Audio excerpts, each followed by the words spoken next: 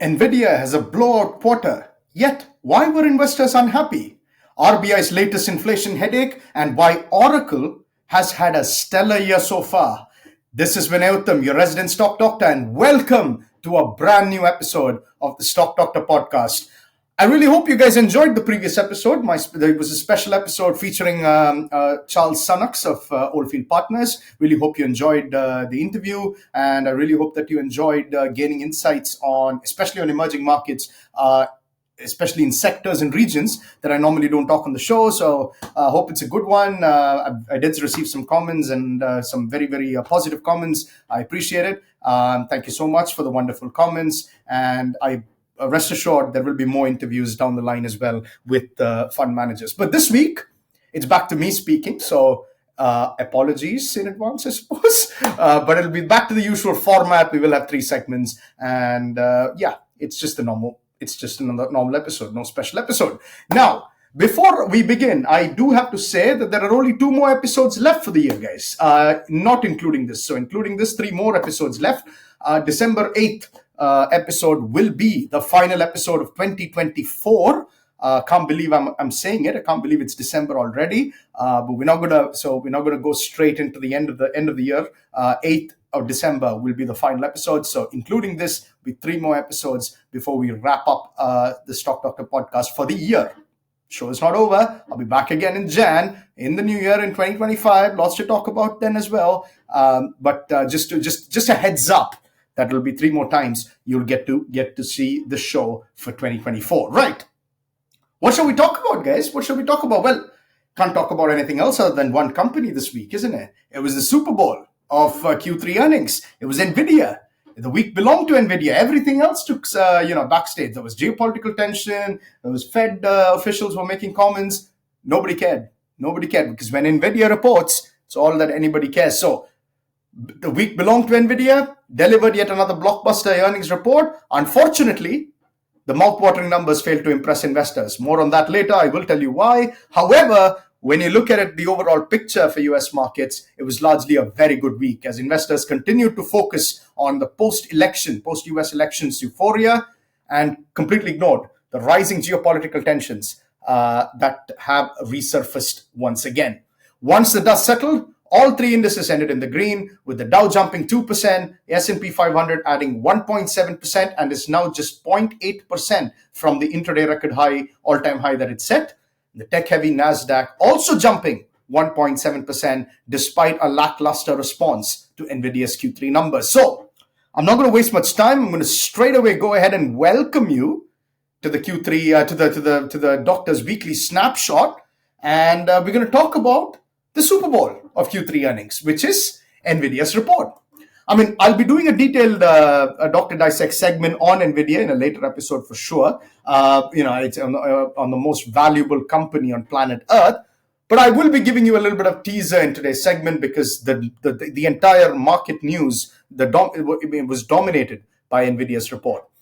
As far as I'm concerned, chip giant did not disappoint. Okay, Nvidia had a stellar earnings report, no matter what the market reaction was, and I'll get to it more in a bit. But no matter what the market reaction was, for me, as far as I'm concerned, it was an absolute blockbuster of a report. For majority of investors, based on Nvidia's post-earnings stock action, unfortunately, I think it did disappoint. For me, it did not disappoint, but for majority of investors, based on the reaction, I think it did disappoint. So, Dr. Dissect's episode on Nvidia will be done at a later episode. But here's the teaser: both revenues and EPS blew past street estimates as far as for Nvidia. More specifically, Nvidia's third quarter revenues came in at $35.1 billion, up 93.6 year over year, and beating analyst estimates by nearly $2 billion. It was $1.95 billion beat. Non-GAAP diluted EPS came in at about 81 cents, up 103% year over year, and beating analyst estimates by 6 cents. Data center revenues, Nvidia's primary driver, because the AI revolution, it's all about Nvidia's chips and Nvidia's data center revenue, which belongs to the data center segment. Revenues there came in at $30.8 billion, up 17% quarter over quarter and up 112% year over year. Gaming revenues, yet another key segment for Nvidia, also maintained their momentum, coming in at $3.28 billion, which was up 14% quarter over quarter and up 15% year over year. Q3 gross margins came in at 75% on a non-GAAP basis, which is at the high end of the company's guidance. It was down 0.7% quarter over quarter, and this is primarily because Nvidia is now ramping up the production of Blackwell, so there are costs related with that. Company also generated $17.6 billion in operating cash flows, more than doubling, which, operating cash flows more than doubled year over year. And in the first 9 months of this fiscal year, the dust has settled after Q3. Nvidia has generated operating cash flows to the tune of, get this, $47.5 billion. And those operating cash flows have nearly tripled year over year. So now you understand when I say these numbers are absolutely breathtaking, and I don't care what the market reaction was. As a long-term investor, I'm absolutely delighted that Nvidia is maintaining the momentum. And not just that, even the Q4 guidance, as far as I'm concerned, it was impressive. Q4 revenues are now expected to be around $37.5 billion. Non-GAAP gross margins are expected to be 73.5%. Non-GAAP operating expenses are expected to be approximately $3.4 billion, and other income and expenses are projected to be around plus $400 million. Company expects tax rates in the fourth quarter to be about 16.5%, plus or minus 1%. So where's the disappointment? Impressive numbers, right? Wall Street analysts also said thought the same. Pretty much everyone raised their price targets immediately inside 24 hours post the earnings call, and yet Nvidia's stock, after gaining about 0.5% post-earnings, fell 3.2% on Friday. Of course, you must be wondering why, right? Why, despite delivering yet another quarter of absolutely blockbuster numbers, stock fell? First of all, the post-earnings reaction was meh, which is very unlikely for Nvidia. Everybody was expecting an up or down move of about 8% on average, and the stock just moved 0.5%. So option trading got it wrong. But then on Friday, the stock fell 3.2%. So clearly there is a lot of disappointment with Nvidia and results. And I'll tell you why. There is a reason. See, the problem with such a great company like Nvidia is that even a great performance is simply not great enough. It is simply because, and this is because of the lofty expectations set by investors. When I say lofty expectations, I mean expectations that sometimes are logic defying. Okay, so and get this, and here's why I consider them to be logic defining. The company's guidance, okay, the guide that the management gives, unlike other companies, is not measured against what Wall Street estimate average is. In other words, when a company gives a guide, investors normally compare this to what Wall Street was thinking, right? The consensus guide, consensus estimate. With Nvidia, that's not the case. Wall Street can give you whatever number, but there is something called a whisper number that investors, especially buy-side investors, gauge Nvidia's guidance to. This is, believe it or not, this is a metric that is only exclusive to Nvidia. I have not seen a single software company, single hyperscaler company, single industrial company, single retail company. None of these companies have got this so-called whisper number except for Nvidia. And therein lies the problem. So good is simply not good enough, fair enough. Great is also not great enough, as long as if you fall short of the whisper number.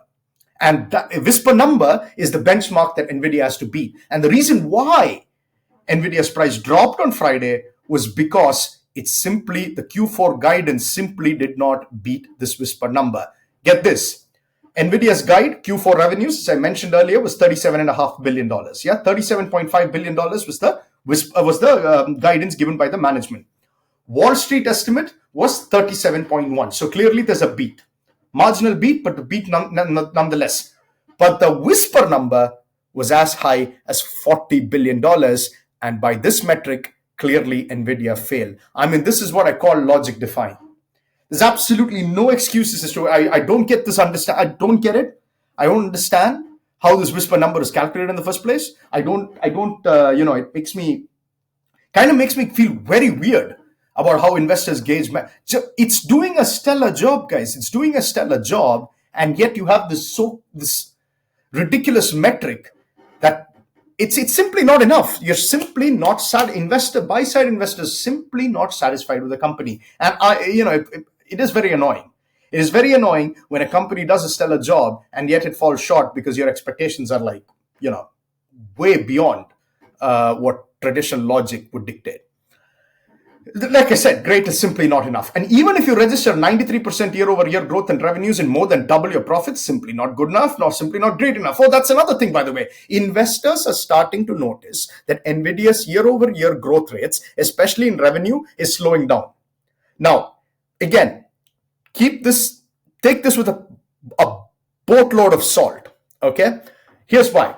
From doubling revenues year over year for the first time in a long time, Nvidia's revenue growth, year over year revenue growth rate, fell below 100%. Just so you know, it still came in at 93%. So Q3 revenues grew, as I mentioned earlier, 93% year over year. But for the first time in a long time, revenue growth came down below 100%. 93% year over year revenue growth was not good enough. Another reason why the stock fell on Friday. I mean, this is just absolute madness. If I've seen, yeah, I don't know. Sometimes you're just stunned. Like even when I was trying to think how do I explain it to you guys, but no, I'm absolutely as dumbfounded as you would be once you hear these stats and once you wonder what on earth. Like there's a made up metric. Fell below 100%, but it's still 93%, not good enough, and all of that. I mean, it's absolutely frustrating.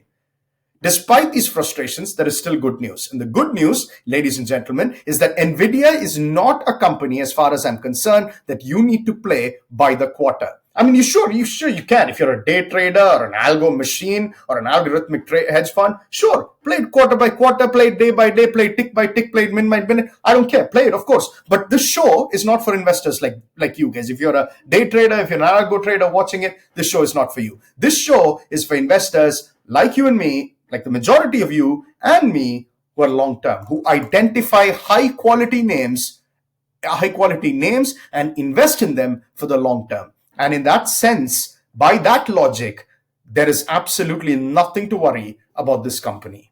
AI investments continue to surge, especially from Nvidia's fellow sensational six members. And the demand for Nvidia's latest GPU, Blackwell, continues to be tremendously strong, so much so that CFO Colette Kress mentioned that they're expecting demand to outstrip supply well into FY26. This cannot be surprising to you if you look at the recent AI developments. On Friday, Amazon invested another further $4 billion in Anthropic. Elon Musk's XAI did another venture round that has now valued the company at $50 billion. And if you listen to the earnings call of the hyperscalers, the Microsofts, the Amazon, and Alphabet, then you know that their AI spending, the thirst for their AI spending, is yet to be quenched. Put simply, it's a matter of how fast Nvidia can ramp up Blackwell's production rather than waiting for companies to buy it. So it's never about the demand, it's about the supply, and that is always a good problem to have. At the same time, there were question marks surrounding enterprise AI in the past. That has disappeared as well, as Nvidia noticed that enterprise AI spend is booming. Software companies are on a surge. Their stock prices have been in an absolute tear recently, especially after Snowflake reported last week. The AI mania is not going away anytime soon, guys. And as one of my favorite analysts, Dan Ives, puts it, Nvidia CEO Jensen Huang remains the godfather of AI. The problem is, sadly, when you are the godfather, people have logic-defying expectations, so much so that they're willing to create a metric just to measure your company's performance. And just like how the AI mania is not going away, the whispers, the so-called whispers, aren't going away either. As long-term investors of Nvidia, it is important to distinguish between facts and lofty expectations. Because facts don't lie, and what they tell about Nvidia based on the Q3 performance is that it continues to remain the king of a rapidly expanding jungle. On that note, I want you to welcome to the next segment. Let's move from the US to India, and I want to welcome you to Dr. Goes Home segment as I take a sip of water. Sorry, guys, I was under a bit of a having a bit of a cold, cough, all of that. The weather in London ain't particularly great, so pardon me if I, please, if I cough and if I have to take a little pause, and if I have to strain my voice a bit. It's just not been. It's been one of those weeks where I've not been 100% fit, right? So yeah, just a disclaimer there, right? So that was the US. Now we move to India with Doctor Goes Home segment.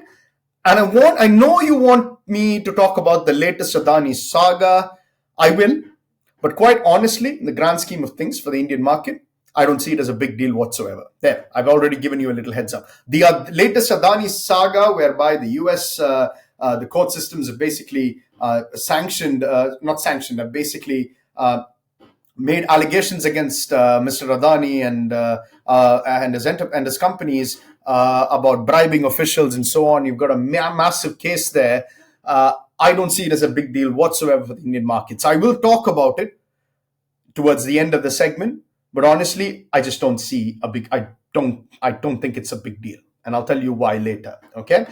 The real issue that I want to talk to you about, and remember, I'm doing this show for long-term investors, so I got to take them into consideration.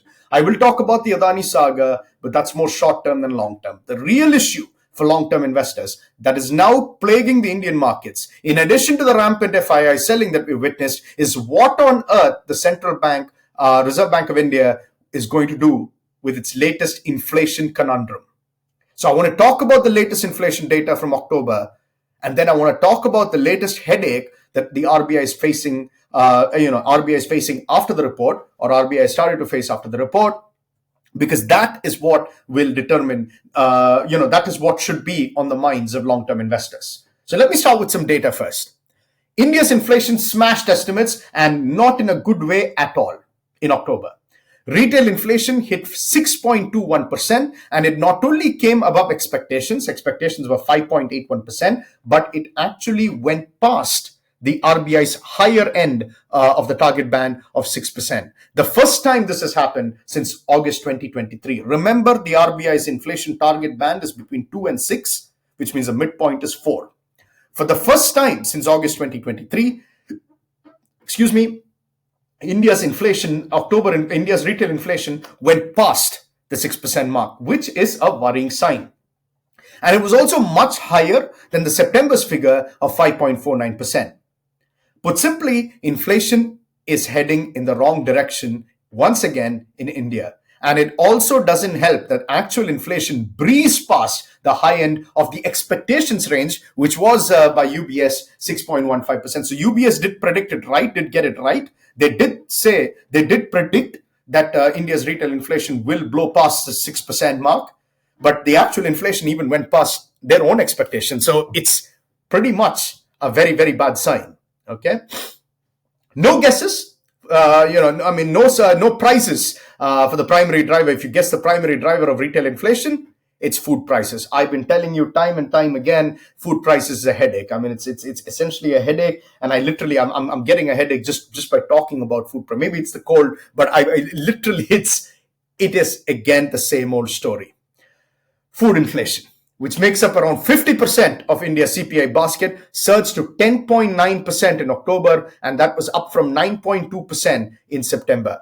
Vegetable prices, a subset of food basket, get this, jumped a whopping 42.2% in October. Just to let you know, ever since I've started this show and talked about India's inflation, I don't think I've ever quoted vegetable inflation as high as that. I remember talking about 27%, talked about 32%. Some point I talked 35, but I don't think I've ever given a 40 handle in vegetable prices.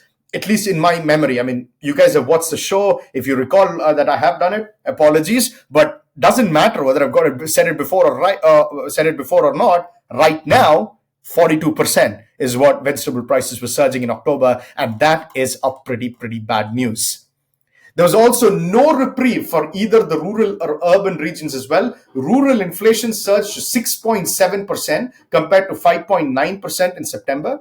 Urban inflation also cruised to 5.62% in October compared to 5.05% in September. So here's the deal. The RBI's biggest headache was and continues to be food inflation. We knew that. I've told you multiple times that unless food inflation is tamed, central bank will simply not be confident enough to initiate a rate cut. But here's the problem. Food inflation is not the only issue that's on RBI's mind right now. The latest conundrum is the fact that you have a new problem, which is core inflation.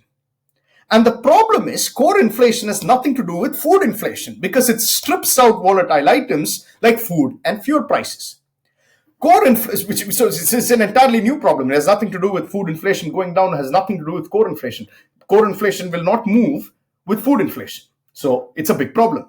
Core inflation in October went to 3.8%, edging up from 3.6% in September. So that's again not good. This inching core inflation may also be a factor in RBI's next policy meeting, when the Monetary Policy Committee meets in December. So they're not going to just talk about what to do with food inflation, what to do with vegetable prices. Is there a path forward where vegetable prices and food inflation comes down? No, now they're going to talk about core inflation as well. Keep in mind, RBI in its last meeting changed its stance to neutral, which means that it sort of opened the door to rate cuts. But I'm telling you once again, guys, as long as food inflation remains where it is, I just don't see any rate cuts happening anytime soon. I mean, earlier this week, Goldman Sachs agreed with me. They projected that there will be a small rate cut in March 2025. In fact, they don't even see a rate cut until March 2025. I'm not sure whether I would go as far as that because it's a very data-dependent central bank. But again, it's a reasonable estimate, I would say. That March 2025 does appear to be a reasonable estimate given the fact that inflation continues to go in the wrong direction. The investment bank also lowered India's FY25 growth target from 6.4% from 6.5%. Unlike the US, inflation in India continues to be a problem. The optimists believe that soon inflation will be back on a downward trend, as they are of the opinion that vegetable prices have already started coming down. I'm not an optimist, I'm a realist. And I need to see a little bit more evidence before I can make that conclusion and jump on the optimist train. Every time, and I've heard this story before. Every time there are hopes about inflation coming down, food prices keep rocking back up and proving everyone wrong. So I just can't, sorry, unless I see sustained concrete evidence about food inflation coming down, I just don't believe that a rate cut is coming anytime soon. So I'm sorry, I just don't understand how people can think that a rate cut is coming. You can continue to be optimists. If you're making money from it, fantastic. As far as I'm concerned, if you're listening to the show and if you're following this show, then clearly I have to tell you, I am not an optimist. I just don't see a pathway for the Reserve Bank of India to start rate cuts anytime soon. If I'm wrong, fantastic. But I just don't see how I'm going to be wrong this time. As far as the markets are concerned, the focus in the near term would be the recent election results of Maharashtra, actually. Not even Adani. It'll be a recent election of Maharashtra election. The results came in on yesterday, which saw the ruling alliance come back to the power with an even bigger mandate. And this suggests policy continuity in the second largest state of the country. Financial capital of the country, Mumbai, stands to benefit a lot as well. So obviously, the near-term catalyst would be that. The FII selling will also be on investors' minds. But for now, the domestic institutional investors and the retail investors don't seem to have much of an issue. And by all means, going forward in the coming week, I do expect a lot more positive sentiment riding on the Maharashtra election results. This brings me to the Adani saga. Now, here's what I will tell you about Adani, okay? The Adani saga, latest Adani saga, and what I think about the Adani group of companies. I've always considered the Adani group of companies as a trading vehicle rather than an investment. I'm sorry, I know there are established institutional investors who have taken massive positions in this name. For the long term, GQG comes to mind, and I'm sure, and I know that for a fact that they've made a lot of money out of this investments. A lot of you might think that it's a great investment vehicle. As far as I'm concerned, the Adani group of companies is nothing but a trading vehicle. You ride it on momentum, you ride it on near-term volatility, you trade on it, and then you make sure you get out when it goes up by a significant amount. I just don't see. I think it's a very, very volatile space. The entire group of companies, not just one. I'm not even distinguishing one from the other. The entire group of companies, as far as I'm concerned, is definitely a trading vehicle for me. I just believe that there is too much volatility in name, and when something like this happens, when you have another allegation, it simply gets it simply gets absolutely bludgeoned, as what was witnessed in the week gone by, when the new allegations were brought up that Mr. Adani and some of his closest associates bribed government officials in order to get a 2 billion profit for the next decade from solar plants. So from the solar project. So we don't know what's going to happen. In all honesty, I have no idea how the latest saga is going to unfold. The allegations are definitely more serious than the Hindenburg saga, but given that it could take months, if not years, to get resolved, I have no idea how this is going to resolve. Mr. Adani could simply settle. It's not unprecedented in the US for companies to settle, especially even when you have bribery allegations. So I see it as an event that will play out for a few weeks before the markets move on to the next thing. Expect a lot of fireworks in the short term, but I just don't see this problem spilling into the rest of the market. As long-term investors, it's best to ignore the noise and focus on the things that actually matter, and things like how the Reserve Bank of India will react in December, what sort of signal the Reserve Bank of India will send based on the latest inflation data, especially with regards to food inflation and core inflation. That is what matters, because it is the RBI's next move and the associated commentary, and not Mr. Adani, who will determine the long-term growth trajectory of the Indian economy. And that, ladies and gentlemen, is what long-term investors like you and I need to really focus on. With that, we're about to move to the final segment. The doctor dissects. I'm going to take a little bit sip of water again.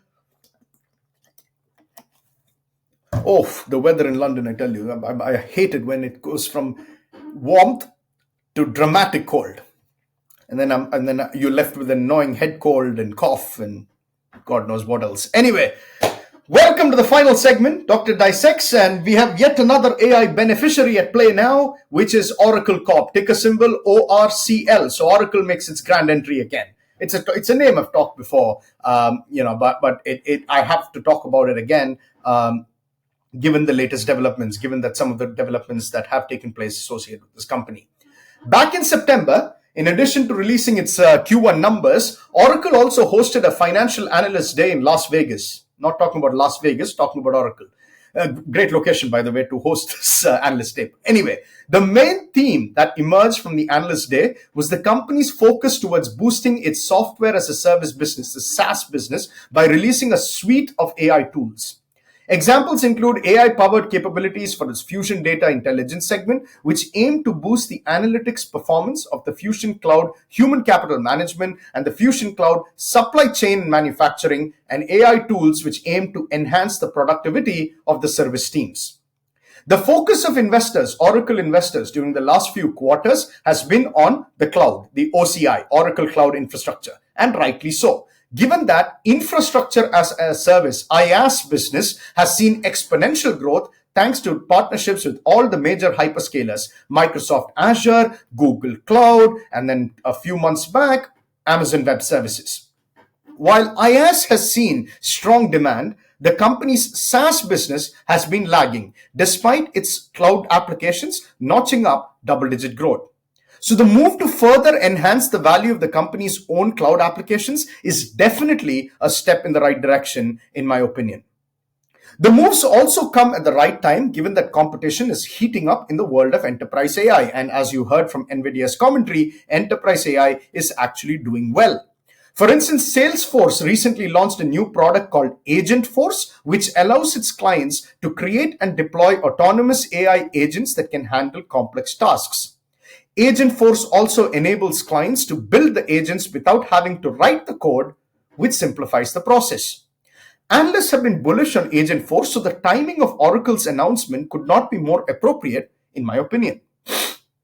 In addition to a suite of AI applications for the company's Fusion Cloud segment, the company during this analyst day also announced a series of OCI Gen AI agents with retrieval augmented generation RAG capabilities, which helps clients to apply AI to their business operations without having to undertake manual processes such as agent planning, retrieval, integration, and so on.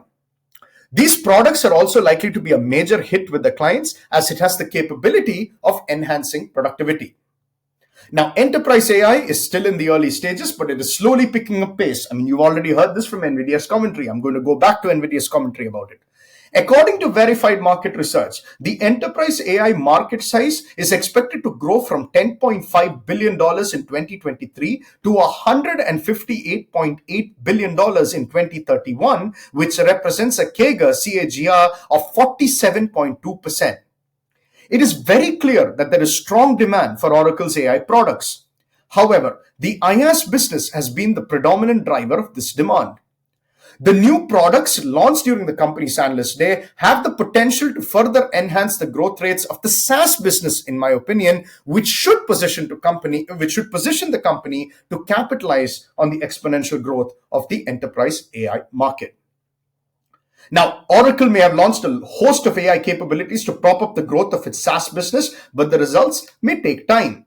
For now, the company's IaaS business continues to be the company's primary growth driver. And with Amazon Web Services also on board now, OCI's AI bingo is complete, as every single hyperscaler is now on board. The company is wasting absolutely no time in deploying Oracle Cloud to AWS, with the first region set to go live as early as next month. The company already has 7 regions live on Microsoft's Azure, and with another 24 on their way, and has 4 on Google Cloud, with another 14 being built. This means that by the end of 2024, which is just about 35 days away, Oracle's database technology will be available on every single hyperscaler, a remarkable yet unsurprising feat. In addition to surging growth for the company's database in the public cloud, thanks to the partnerships with the big 3 cloud players, one of the key takeaways from the company's Q1 report, which was released in September, was the company's announcement that they see private cloud outnumbering public clouds in the coming years. The company plans to build another 1,000 to 2,000 data centers, and a significant portion of this is expected to be dedicated to private clouds, according to the management.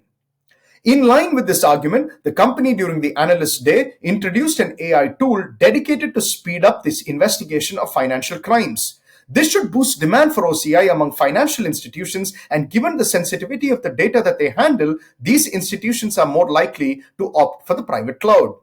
As such, the argument put forward by the management that the company would benefit from both private and public cloud adoption is perfectly rational, perfectly reasonable, and this development is likely to further boost the demand for OCI. The company may have hit record RPOs of $99 billion. RPO is remaining performance obligations. Record remaining performance obligations of $99 billion in the most recent quarter. But based on all the announcements that came out of the Analyst Day, I do expect the RPO number to remain strong for the foreseeable future. My office lighting tends to act up weird, so I had to take a little break there. Back again. I do expect the RPO number to remain strong for the foreseeable future. The only challenge that the company faces, in my opinion, is how fast it can increase its OCI capacity to meet the surging demand. Overcoming the challenge is not easy, guys, but based on the capex spend and the rate at which it has increased capacity so far, the company, as far as I'm concerned, is heading in the right direction. I'm about to take my notebook, which can only mean one thing. It's valuation time. So, notebook. So, take a fresh page. Da-dee-da.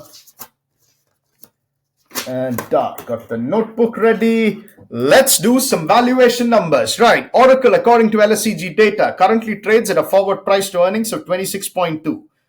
Okay. In line with its peers. So current PE is 26.2. Current PE is 26.2, and it's in line with the peers Salesforce, which trades at 26.8, but it's cheaper than the likes of Microsoft, which trades at 30.1, SAP 35.5, and Workday 30 times. Although historically the company has traded at cheaper levels, 5-year historical forward median PE is 15.9, 10-year historical forward PE multiple is 14.6. There are far more tailwinds today for the company, in my opinion. And now with AWS also on board, OCI has managed to lock up deals with all the major hyperscalers. At the same time, given the suite of AI applications the company introduced for its SaaS products and the introduction of new security features such as zero trust packet routing, the demand for both SaaS and IaaS are only set to grow in the coming months. As such, I have assumed today's multiple of 26.2 for my calculations, higher than my previous estimate of 22.2, and I bumped it up to 26.2 because the 22.2 that I assumed before was before the AWS deal was signed. So 26.2, as far as I'm concerned, is a justifiable multiple. Last time I talked about Oracle, I had assumed FY25 EPS to come in at $6.20, which translates to a year-over-year growth of 11.3%. The company generated $1.39 in the first quarter, exceeding the higher end of its own Q1 guidance, as mentioned earlier. For Q2, the company expected non-GAAP EPS to come in between $42 and $46. Assuming it hits the upper end of the guidance, $46, this would imply a year-over-year growth of 9%, similar to the year-over-year growth of in FY24. Assuming this pattern, I've assumed Q3 EPS to jump 15.6% and Q4 EPS to be flat. EPS declined year-over-year in the fourth quarter of FY24. I've assumed it won't be a decline, it simply will be flat.